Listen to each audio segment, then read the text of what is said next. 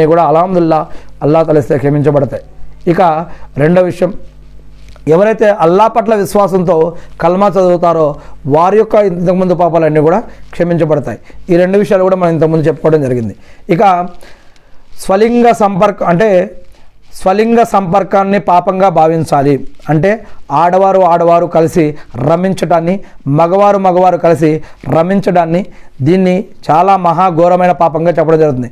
ఎవరైతే ఇద్దరు భార్యాభర్తలు చేసుకోవాల్సిన ఈ యొక్క కార్యక్రమాన్ని ఆడ లేకపోతే మగ చేసుకుంటే కనుక ఇది దేవుని యొక్క సృష్టికి విరుద్ధమని, ఇలా దేవుని యొక్క సృష్టిని మార్చవద్దు అని ఎవరైతే ఇలా చేస్తారో వారు చాలా ఘోరంగా పాపాత్ములుగా మరి అల్లాహ్ సుబ్హానహు వ తఆలా ఇక్కడ ఖురాన్లో తెలియజేస్తూ ఉన్నారు. అల్లాహ్ సుబ్హానహు వ తఆలా ఈ యొక్క విషయాన్ని రద్దు చేయడం కోసం, అంటే ఇటువంటి పాపాన్ని ఇది పాపము దీనికి శిక్ష ఉంటుందని తెలియజేయడం కోసం ప్రత్యేకంగా లూత్ అనే ఒక ప్రవక్తని, లోతు అనే ఒక ప్రవక్తని అల్లాహ్ సుబ్హానహు వ తఆలా ప్రత్యేకంగా ఎన్నుకోవడం జరిగింది. ప్రవక్త అబ్రాహాం అనబడే ప్రవక్త ఇబ్రాహీం అలైహిస్సలాం గారి తర్వాత ఈ యొక్క ప్రవక్త కూడా అల్హమ్దుల్లా అదే కాలంలో ఎన్నుకోవడం జరిగింది.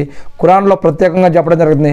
స్వలింగ సంపర్కం ఎంత పాపమో ప్రత్యేకంగా ఒక ప్రవక్తనే దించి అల్లాహ్ సుబ్హానహు వ తఆలా ఈ యొక్క విషయాన్ని తెలియజేస్తూ ఉన్నారు. అందుకే ఆడవారు మగవారు ఇటువంటి పనులు చేయవద్దు.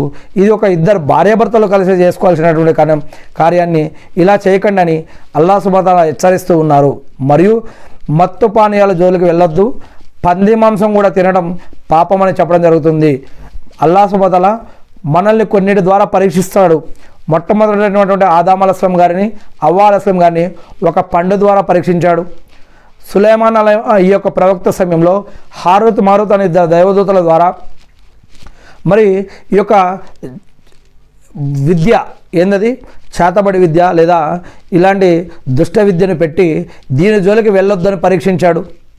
మరియు ఒక ఒంటెని సాలేహ్ అస్సలాం గారి టైంలో కానీ ఇంకో ప్రవక్త టైంలో కానీ ఒక ఒంటెని మరియు ఒక పరీక్షగా పెట్టి అల్లాహ్ సుబ్హానహు వ తఆలా పరీక్షించాడు.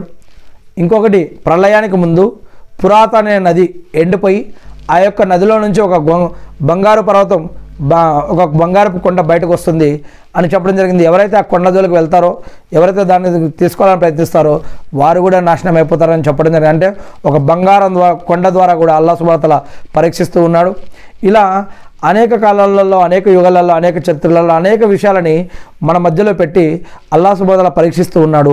అలానే మన మధ్యలో వడ్డీ అనేది ఉంది, షిర్క్ ఉంది, బిదాత్ ఉంది, హరాం ఉంది, ఈ యొక్క మద్యం ఉంది, బెట్టింగ్లు ఉన్నాయి, అలానే పంది కూడా ఉంది. ఈ యొక్క పంది మాంసం తినడాన్ని కూడా మరి దాన్ని పాపంగా భావించాలి. ఇది కూడా మహాపాపంలో ఒక పాపంగా చెప్పడం జరిగింది.